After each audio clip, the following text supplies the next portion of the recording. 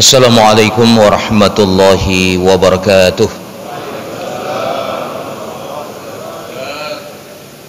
Bismillah walhamdulillah, wassalatu wassalamu ala sayyidina Muhammadin ibni Abdillah wa ala alihi wa ashabihi wa man tabi'ahu wa mawalah. Amma ba'du, fa ya ayyuhal hadirun wal hadirat rahimakumullah. Rabbi syrah li sadri wa yassir li amri wahlul 'uqdatam min lisani yafqahu qawli. Bapak Imam yang kami hormati, ketua dan seluruh pengurus Dewan Kemakmuran Masjid yang kami muliakan, guru-guru kami, para alim ulama, tokoh-tokoh masyarakat, handai tolan karib kerabat, seluruh jamaah Arafah yang telah berhadir. Mohon maaf tidak kami sebutkan satu persatu. Ban Mandum Gedanyo yang telah berhadir, semoga Allah melimpahkan rahmat dan karunia-Nya kepada kita sekalian. Kita bersyukur kepada Allah Subhanahu wa ta'ala atas limpahan rahmat dan karunia-Nya, sehingga kita telah dapat berhadir di rumah Allah yang mulia ini dalam rangka kita menunaikan perintahnya, melaksanakan salat subuh secara berjamaah. Sabi-sabi senantiasa selalu kita berdoa kepada Allah agar seluruh rangkaian amal ibadah yang kita lakukan diterima Allah Subhanahu wa ta'ala. Kemudian kita menyampaikan doa, salawat dan salam kita kepada junjungan alam Nabi besar Muhammad sallallahu alaihi wasallam, kepada keluarga dan sahabat beliau sekalian, Nabi dan Rasul yang mengajarkan kepada kita agar kita selalu menjadi umat yang terbaik. Melalui tuntunannya agar kita menjadi umat yang mulia. Syaratnya tu'minuna billah. Syaratnya adalah mengajak kepada kebaikan, mencegah kepada keburukan, dan beriman kepada Allah. Ta'muruna bil ma'ruf wa tanhauna 'anil munkar wa tu'minuna billah. Hadirin yang mulia, masih dalam suasana bulan Zulhijjah, kita menapak tilasi kembali apa yang terjadi di dalam kehidupan Rasulullah Muhammad sallallahu alaihi wasallam, sejarah perjuangan dakwah yang disampaikan oleh beliau, tepatnya pada tanggal 10 Zulhijjah tahun ke-10 Hijriah. Di saat itu Rasulullah Muhammad sallallahu alaihi wasallam berada di kota Mina. Kalau seandainya Allah Subhanahu wa ta'ala mengembalikan kita pada zaman itu, maka kita akan melihat secara terang, kita akan menyaksikan secara jelas Said Al-Anam, junjungan alam Nabi besar Muhammad sallallahu alaihi wasallam, di atas unta Al-Qaswa. Bilal dan Usamah di saat itu memegang kendali unta. Kemudian unta itu berjalan perlahan-lahan menuju Jamarah. Kemudian Rasulullah Muhammad SAW melempar jumarah itu dengan batu-batuan yang telah beliau siapkan. Setelah selesai beliau melempar, para sahabat datang kepada Rasul. Ya Rasulullah, saya melempar dulu, baru kemudian saya menyembelih. Ya Rasulullah, saya bertahalul dulu, baru kemudian saya menyembelih.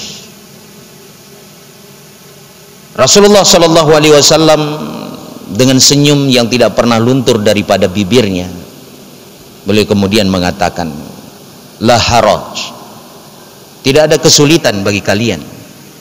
Rasulullah Muhammad Shallallahu Alaihi Wasallam ingin memberikan kemudahan kepada seluruh jamaah kaum muslimin yang melaksanakan haji pada tahun itu. Hadirin yang mulia, seandainya Allah Subhanahu wa taala mengembalikan kita pada zaman itu, maka kita akan menyaksikan bagaimana Rasulullah Muhammad sallallahu alaihi wasallam memotong rambutnya yang suci. Para sahabat memperebutkan rambut Nabi yang suci itu. Kita akan menyaksikan Abu Talhah Al-Ansari, beliau membagi-bagikan rambut Nabi yang suci itu kepada sahabat-sahabatnya yang lain.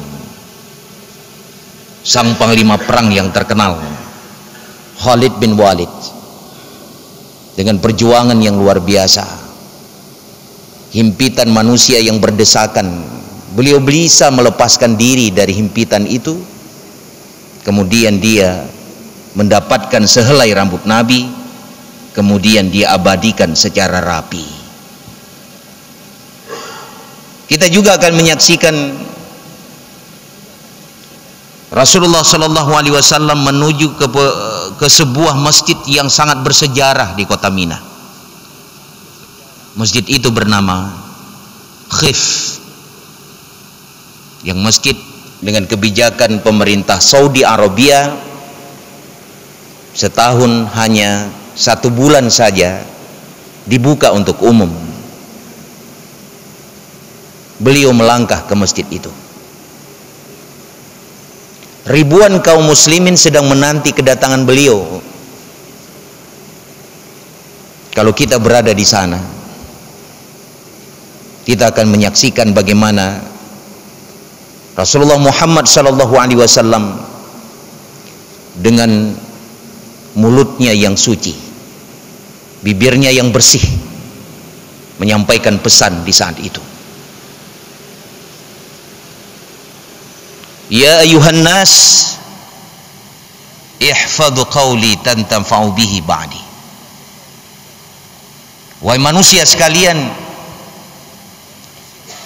simaklah penjelasanku baik-baik. Semoga penjelasanku ini bermanfaat setelah aku tiada nanti. Karena aku tidak tahu apakah aku akan bertemu lagi dengan kalian di tempat ini pada tahun-tahun yang akan datang. Para sahabat mencoba menahan tangisan mereka yang memang sudah tertahan di tenggorokan mereka masing-masing. Hal balautu, apakah aku sudah pernah menyampaikan risalah Tuhanku kepada kalian semua? Kalau seandainya kita berada di sana, maka kita akan mendengar gemuruh suara dengan jawaban yang sama. Naam ya Rasulullah, benar engkau ya Rasulullah, engkau telah menyampaikan risalah Tuhanmu kepada kami. Allahumma jihad, Allahumma jihad, Allahumma jihad. Ya Allah, persaksikan. Sayyidina Abu Bakar berada di sana di saat itu.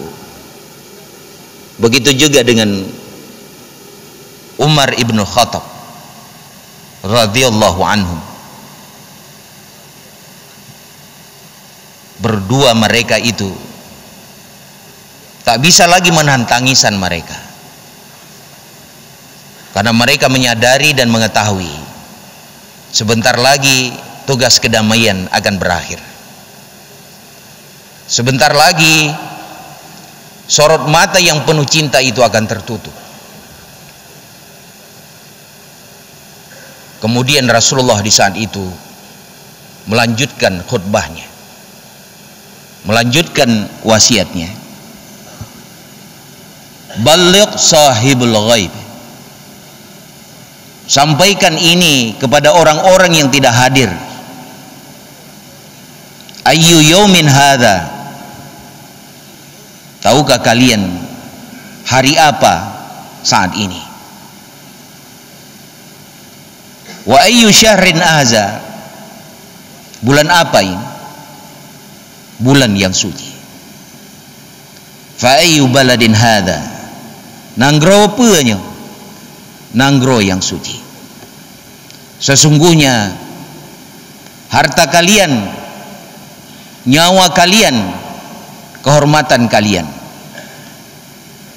sama sucinya dengan hari ini, di bulan ini, pada tempat ini. Ban mandum gedanya bersaudara, hana beda orang Arab dengan orang Ajam.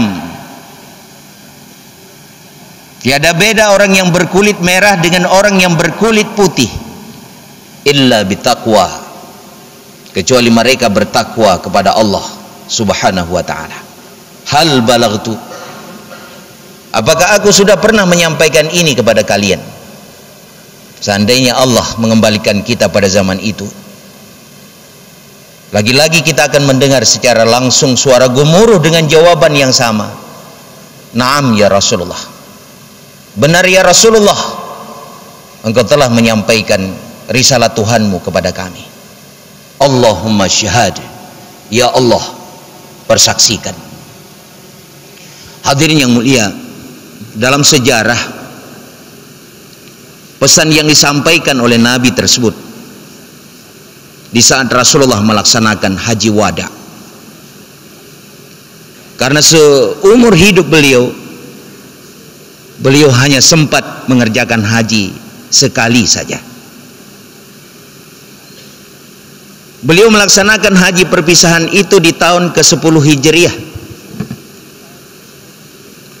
dan pada hari-hari itu pula Allah subhanahu wa ta'ala menurunkan ayat yang terakhir yang terdapat di dalam penggalan ayat ketiga dari surah Al-Maidah. Al-yawma akmaltu lakum dinakum wa atmamtu alaikum ni'mati wa raditu lakum Islam madina. Allah subhanahu wa ta'ala di hari itu menyampaikan ayat yang terakhir. Hari ini aku sempurnakan bagimu agamamu, aku cukupkan nikmatku ke atasmu, dan aku rela Islam itu menjadi agamamu. 80 sauro lihnyan Rasulullah Muhammad sallallahu alaihi wasallam kembali kepada Allah untuk selama-lamanya. Tepat 12 Rabiul Awal tahun ke-11 Hijriah, usia beliau genap 63 tahun. Beliau kembali kepada Allah untuk selama-lamanya. Maka hadirin yang mulia, menyeuro raya Idul Fitri sebagai peletakan batu pertama bagi bangunan Islam, ditandai dengan turunnya Al-Quran di bulan suci Ramadan. Tapi uro raya Idul Adha ataupun uro raya kurban, uro raya haji sebagai peletakan batu terakhir bagi bangunan Islam. Nabi dan Rasul datang silih berganti meletakkan bata demi bata bagi bangunan Islam. Nabi dan Rasul Muhammad sallallahu alaihi wasallam datang sebagai nabi yang terakhir, meletakkan batu yang terakhir pula untuk kesempurnaan agama Islam. Agama Islam sejak Nabi Adam sampai Nabi Muhammad sallallahu alaihi wasallam disampaikan untuk sebuah risalah tauhid. Rasulullah Muhammad sallallahu alaihi wasallam telah menyempurnakan itu. Maka hana lain nabi yang terakhir kecuali Rasulullah Muhammad sallallahu alaihi wasallam. Maka hadirin yang mulia, mari kita merenungkan beberapa saja dari wasiat Rasulullah Muhammad sallallahu alaihi wasallam yang disampaikan oleh beliau pada Haji Wada. Banyak pesan sebenarnya yang disampaikan oleh Rasulullah di saat itu. Dan di kesempatan yang singkat ini kita akan menjelaskan 3 saja dari wasiat Rasulullah Muhammad tersebut. Perlu diketahui bahwa wasiat yang disampaikan pada tanggal 10 Zulhijjah tahun ke-10 Hijriah itu sama seperti apa yang disampaikan pada tanggal 9 Zulhijjah di saat Rasulullah Muhammad sallallahu alaihi wasallam wukuf di Arafah. Apa yang disampaikan oleh beliau di saat itu? Yang pertama, beliau menyampaikan agar umat Islam menjaga persaudaraan. Terlarang bagi kalian mencemooh saudara kaum muslimin yang lain. Terlarang bagi kalian memfitnah, mencaci maki saudara-saudara kaum muslimin yang lain. Terlarang bagi kalian memakan hak secara haram milik saudara-saudara kaum muslimin yang lain. Mencaci maki saudara kaum muslimin yang lain itu durhaka, membunuhnya adalah kafir. Al-muslim man salimal muslimuna bilisani wa yadih. Muslim sebenarnya, kata Rasulullah, yang mampu menjaga keselamatan kaum muslimin yang lain dari gangguan lidah dan tangannya. Hadirin yang mulia, pesan ini menjadi penting bagi kita. Pesan ini disampaikan 81 hari kemudian Rasulullah kembali kepada Allah.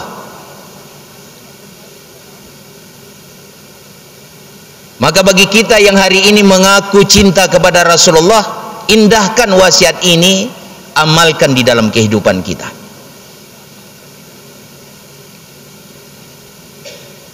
Kenapa pesan ini menjadi penting?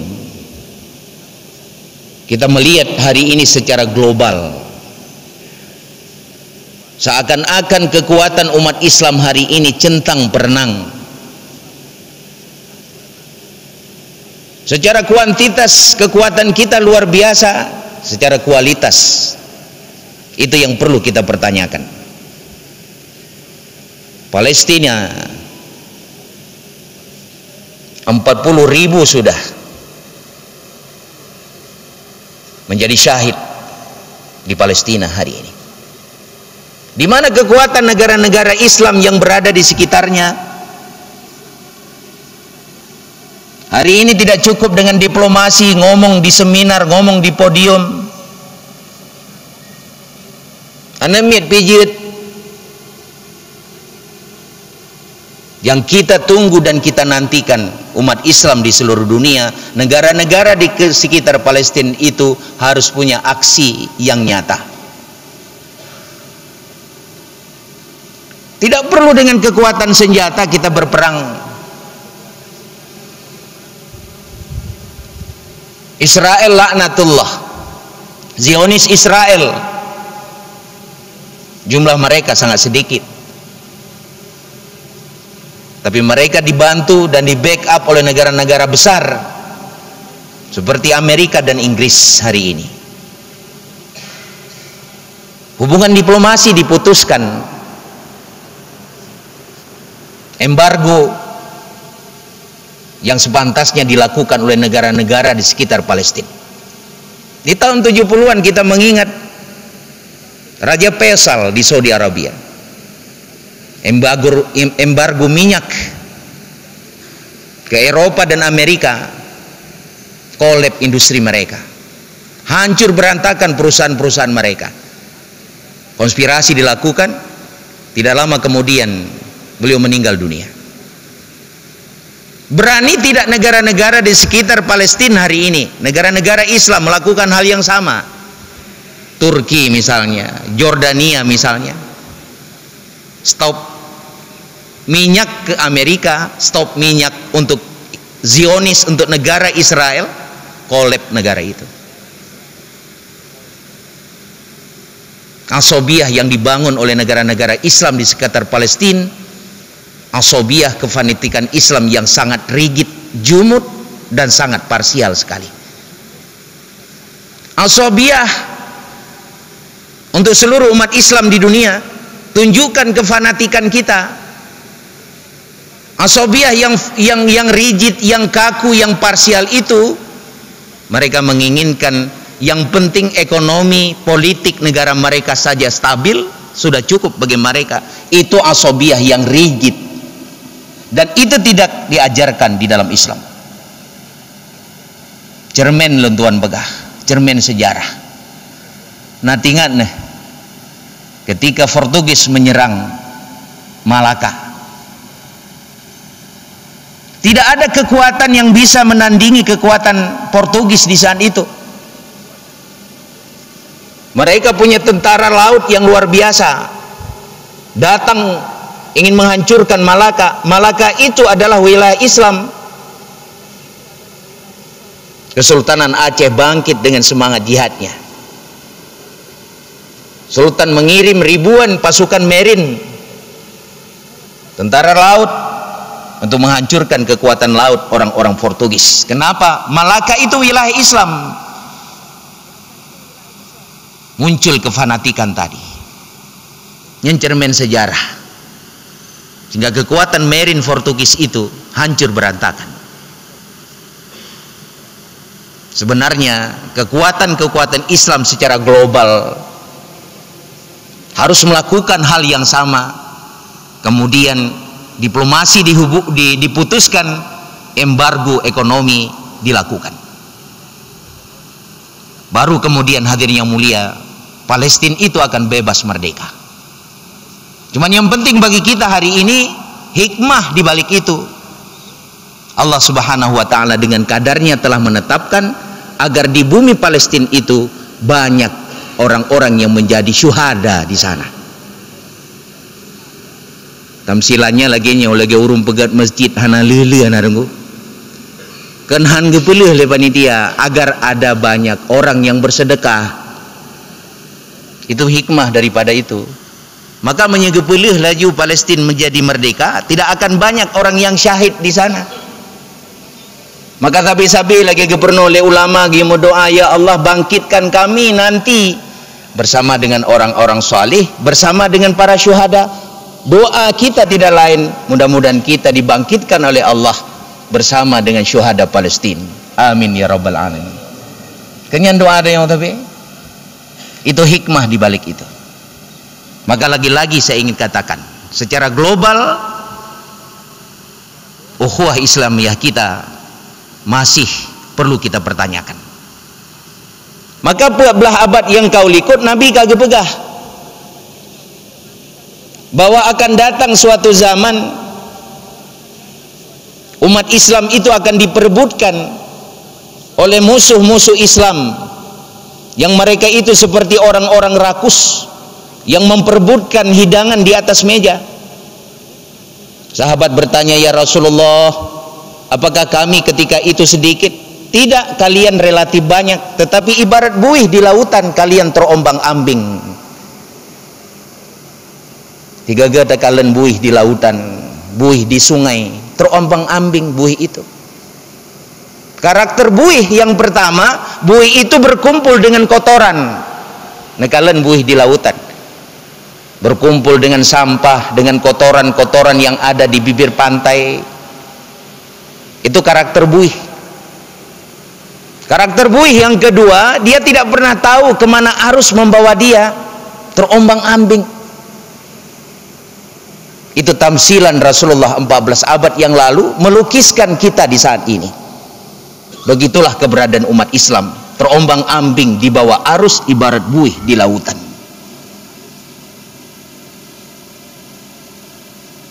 Kemudian Rasulullah SAW mengatakan lagi, dihilangkan dalam hati musuh kalian itu rasa takut, karena kita sudah menjadi buih. Musuh-musuh Islam tak akan lagi takut kepada kita. Dengan sebab itu Allah cabutkan rasa takut dalam hati musuh-musuh kalian, musuh-musuh umat Islam. Kemudian dicampakkan dalam hati kalian itu wahan.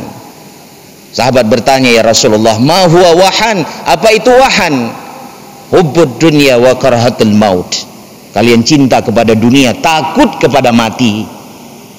Cinta kekuasaan, cinta jabatan, cinta harta, cinta keluarga yang membuat kalian takut kepada mati, tidak mau berjihad.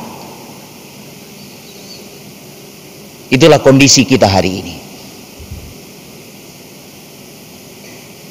Tak terkecuali di Aceh. Tak kalian mbak media sosial, bahasa-bahasa anak-anak kita yang menggunakan media sosial memiriskan hati. PKI dikeluarkan dari mulutnya, sesat, kafir ketika mereka berbeda dengan dia. Hindari ucapan itu hadirin yang mulia. Itulah yang memecah belahkan kekuatan umat Islam di Aceh. Baktalah bacut lagi PKI ji. Itu bahasa-bahasa yang bisa merenggangkan ukhuwah kita. Sesat ji. Lebih-lebih ada yang mengatakan dia kafir. Kepegah oleh Nabi so yang ken kafir kepada kaum muslimin, kepada saudaranya kaum muslimin, dia yang kafir. Nyuta jaga akidah hadirin yang mulia. Baik mudah kemudian kita keluarkan kata-kata kafir, sesat dan sebagainya. Lagi-lagi kata-kata dan ucapan itulah yang merenggangkan hubungan kita. Rasulullah SAW mengajarkan toleransi, mengajarkan tasamuh. Malah Rasulullah Muhammad SAW dengan kepemimpinan beliau di kota Madinah, beliau juga melindungi non muslim di sana. Rasulullah bermuamalah dengan orang-orang non muslim.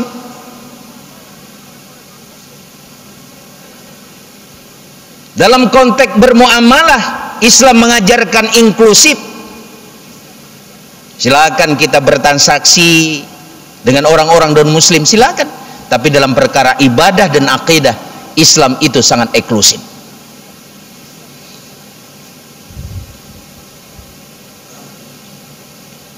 Umat Islam dengan non muslim di Aceh itu tidak ada permasalahan.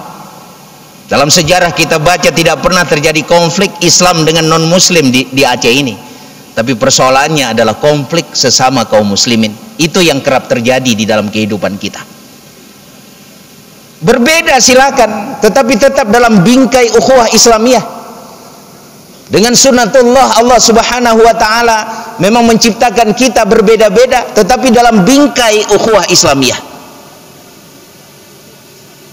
Nyankah sunnatullah hadirin yang mulia, kita datang dari latar belakang yang berbeda, kita lahir dari keluarga yang berbeda, wajar dan patut kita berbeda, tapi tetap dalam bingkai ukhuwah Islamiyah. November yang akan datang pilkada digelar, pasti kita akan berbeda dalam pilihan. Tapi lagi-lagi saya ingin mengatakan, beda pilihan itu silakan, tetapi dalam bingkai ukhuwah Islamiyah. Pengalaman kita pilkada-pilkada yang lalu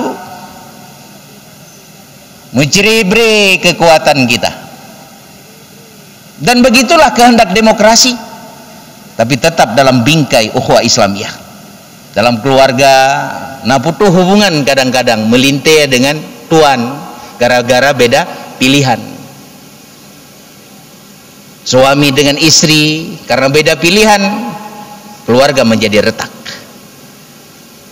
Berbeda di dalam pilihan itu kehendak demokrasi, tetapi sebagai muslim kita tetap menjaga hubungan dalam bingkai ukhuwah Islamiyah. Kemudian yang kedua, hindari tindakan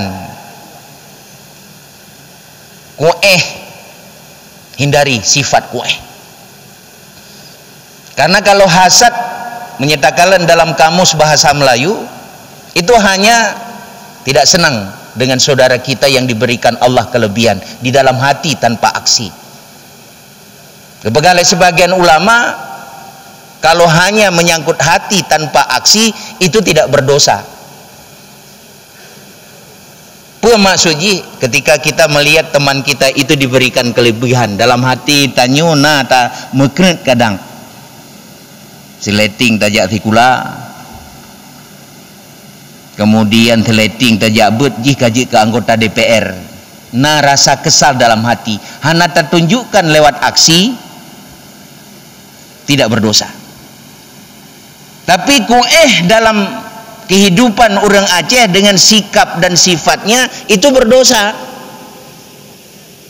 Kadang-kadang palak tegengan rangkem tak peduk bak jalan, kadang-kadang tak peduk labang bak jalan bak tempat jih lewat bubuco ban monda, bubuco ban motor. Kadang-kadang kotoran-kotoran di rumahnya tak play lak lien rumah jih palak dekeji, kesal dalam hati, menyanyian berdosa.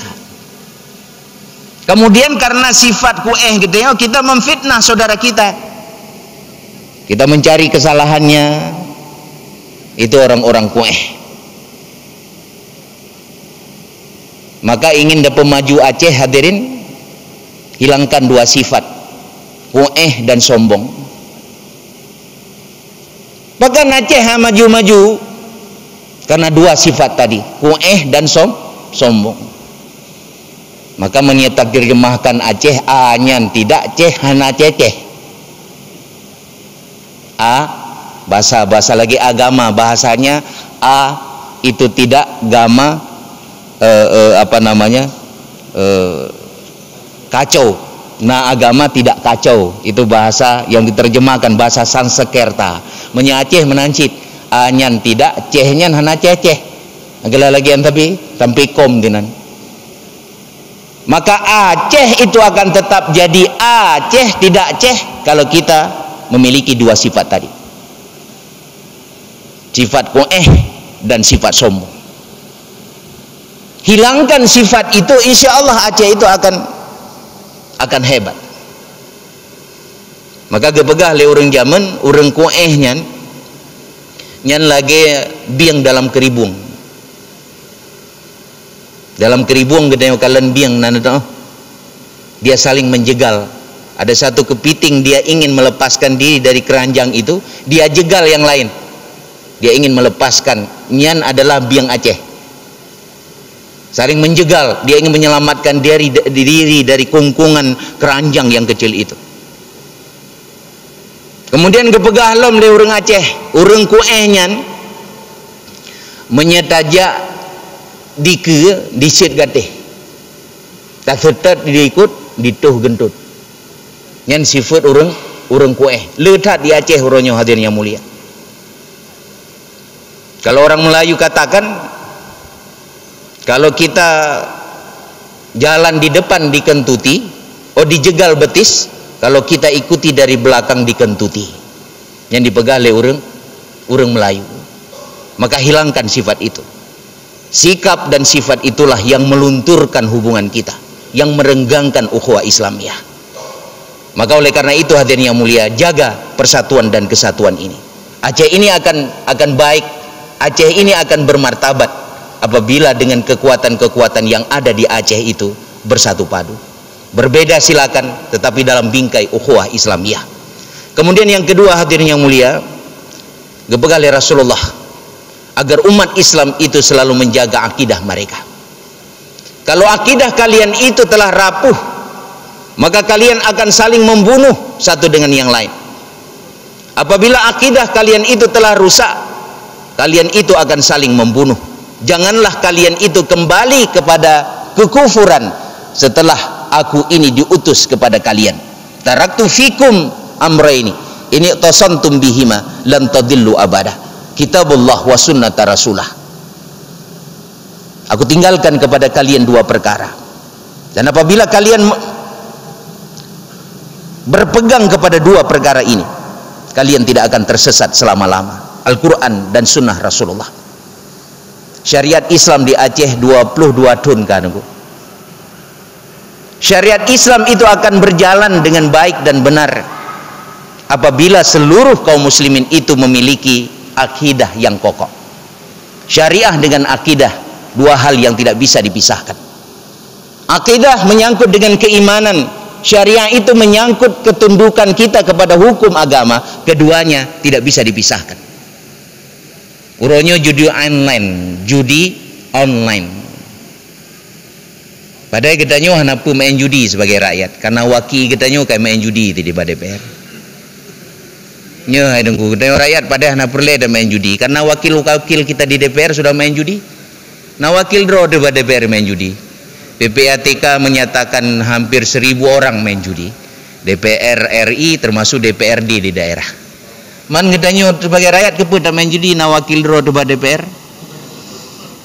Menurut informasi tak dengar akan dibongkar nama menjelang pilkada nanti siapa yang main judi. PPATK sudah menjelaskan itu. Mana bayangkan 600 triliun dalam 2024 ini uang berputar dalam judi online. Bayangkan apa yang terjadi dengan kita hari ini, terutama di Aceh. Baru-baru ini ditangkap anak-anak kita. Kita dorong penegakan hukum, kanun jinayah yang terbukti meyakinkan dan sah meyakinkan mereka itu akan dicambuk 12 kali atau 120 gram emas sebagai denda atau 12 bulan penjara. Namun persoalannya bukan penegakan hukum. Praktek judi yang hari ini terbukti begitu merajalela di Aceh mencederai Aceh sebagai negeri syariah. Bedoihan lagi lompegah. Kan masalah penegakan hukum. Kita mendukung upaya aparatur hukum hari ini untuk penegakan hukum di Aceh, tapi bukan masalah itu. Hari ini dengan praktik online, judi online yang merajalela di Aceh mencederai Aceh sebagai wilayah syariah. Ada apa dengan Aceh hari ini? Belum lagi kita membongkar kasus-kasus yang terkait dengan narkoba. Luar biasa. Nah, praktek narkoba berosa. Mereka itu pesta narkoba di sebuah kafe di Banda Aceh, di wilayah Kecamatan Meraksa. Pengawasan perlu ditingkatkan, dimaksimalkan di Aceh, terutama di kota Banda Aceh. Dengan kewajiban pemerintah kota, kewajiban imam mukim, kewajiban kepala desa, pengawasan dilakukan. Kita semua bertanggung jawab secara kolektif dengan syariat Islam. Pemerintah bertanggung jawab, orang tua bertanggung jawab, termasuk lembaga pendidikan bertanggung jawab. Buat himbauan tidak hanya masalah batas waktu, jangan di kafe pukul 12 malam. Putuskan wifi di kafe-kafe. Yang negara nuronyo anemit gedanyo di kafe. Itu rata-rata mereka itu anak SMA. Cari barang gratis itu kesukaan mereka. Hana publo paket dijak bak kafe yang disediakan wifi, di sana mereka main game, dia habiskan waktu di kafe, di mana di sana ada layanan gratis wifi. Pemilik kafe, pemerintah juga berikan himbauan agar pemilik kafe tidak lagi menggunakan wifi. Getanyo na pakai draw deh menyetajak bak warung atau bak kafe-kafe, tidak perlu wifi gratis. Maka ke depan kita mendorong pemilik kafe sekalipun juga harus dihukum karena mereka itu memfasilitasi judi online dan praktek-praktek maksiat yang lain. Kalau kita sepakat, sampaikan kepada pemerintah agar cabut izin usaha mereka kalau seandainya mereka melanggar himbauan pemerintah itu. Behan gitu ya. Maka sekali lagi hadirin yang mulia, tanggung jawab kita bersama demi menyelamatkan Aceh hari ini. Kiban Islam 15 tahun yang akan datang, cermennya hari ini. Anak-anak kita nyo hadirin yang mulia. Maka sabe-sabe lentuan pegah hadirin yang mulia. Belajar, ajarkan mereka ilmu agama. Kita salah mengurus anak dan mendidik. Kita dorong mereka mengejar prestasi dunia, jadi dokter, jadi politisi, jadi insinyur, tapi lupa kita mengajarkan agama bagi anak-anak kita. Tanamkan dulu perkara akidah, tanamkan dulu perkara tauhid, ajarkan fikih syariah, pagari kehidupan mereka dengan akhlak tasawuf, kemudian dorong mereka mengejar prestasi dunia. Jadi dokter kamu nak, jadi insinyur kamu nak, jadi politisi, jadi polisi, jadi tentara kamu nak, tapi mereka sudah punya bekal ilmu agama mereka. Maka itulah kehidupan kita nanti. Kalau hari ini generasi kita adalah generasi yang memiliki akhlakul karimah, generasi Qur'ani, begitulah Islam 10-20 tahun yang akan datang insya Allah. Maka sekali lagi saya ingin mengatakan satu ucapan ulama, Syekh Muhammad Ismail, dalam Fiqh Islam beliau mengatakan, di mana ada syariat Islam, disitulah ada kemaslahatan. Kemudian yang ketiga dan ini yang terakhir, Rasulullah menyampaikan wasiatnya kepada suami muslim, khusus kepada suami muslim. Kepegali Nabi bahasanya, wahai suami muslim, kalian itu punya hak atas istri kalian. Begitu pula istri kalian punya hak atas diri kalian. Hak kalian atas istri kalian, terlarang bagi istri kalian memasukkan lelaki-lelaki lain ke rumah kalian tanpa seizin kalian. Kalau mereka itu berbuat keji, berikan pendidikan dan pembinaan bagi mereka. Seandainya mereka mengulangi perbuatan yang sama, pukul mereka dengan pukulan yang tidak menyakitkan. Kalau mereka adalah orang-orang yang taat kepada Allah, cukupkan segala kebutuhan bagi mereka, karena mereka itu amanah Allah dan wajib bagi kalian menjaga amanah itu. Berbuat baiklah kalian kepada istri-istri kalian. Kemudian Nabi kepegah dalam penghujung wasiatnya, lelaki yang mulia yang memuliakan istrinya, kemudian lelaki yang hina yang menghina-dinakan istri-istrinya. Jadi oleh karena itu hadirin yang mulia, pesan-pesan yang disampaikan oleh Rasulullah tersebut menjadi penting bagi kita. Kita mengindahkan pesan itu, dan yang sangat penting kita menjalankan di dalam kehidupan kita. Maka berbahagialah hati Rasulullah Muhammad SAW kalau kita sebagai orang yang mengaku cinta kepada Rasulullah menjalankan seluruh wasiat-wasiat beliau. Di antaranya kita menjaga persaudaraan, kita selalu memelihara akidah, kemudian kita senantiasa berusaha menciptakan keluarga yang mawaddah, yang rahmah, yang sakinah. Mudah-mudahan Allah Subhanahu wa taala meridai kita sekalian, dan kita juga berdoa kepada Allah kita tetap istiqamah di jalannya dan menegakkan kalimatul haq, la ilaha illallah Muhammadur Rasulullah. Hadanallahu yakum ajmain. Assalamualaikum warahmatullahi wabarakatuh.